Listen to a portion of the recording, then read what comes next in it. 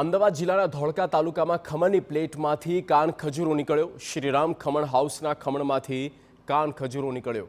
ધોળકામાં જૂના bus stand પાસે Shriram khaman house આવેલ છે।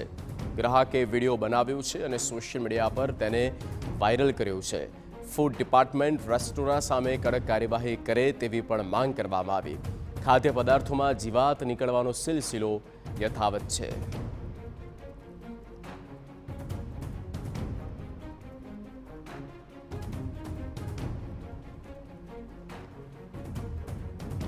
तो आ खमण सेंटर के ज्यां दुकान आवेली है तेमांथी कान खजूरो निकळ्यो। जुओ आपने आ दृश्यो बतावी रह्या छे।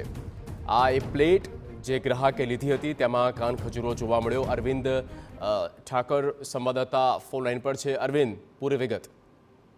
जी बात करवामां आवे तो आज बपोरनी आसपास धोळकाना जे प्रख्यात श्रीराम खमण आवेली छे नामनी दुकान आवेली छे त्यां આગળ ग्राहको नास्तो करवा माटे गया था त्यारे एक ग्राहकना ડીશની અંદર ખમણની અંદર જે તે કાન ખજૂરો જોવા મળ્યો હતો।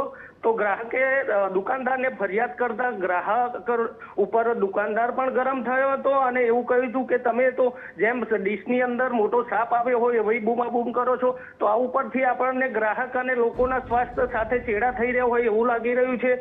જ્યારે જોવું રહ્યું કે તંત્ર દ્વારા અને ફૂડ સેફટી દ્વારા આવા દુકાનદારો ઉપર શું પગલાં લેવામાં આવે છે। જી આભાર અરવિંદ, માહિતી માટે।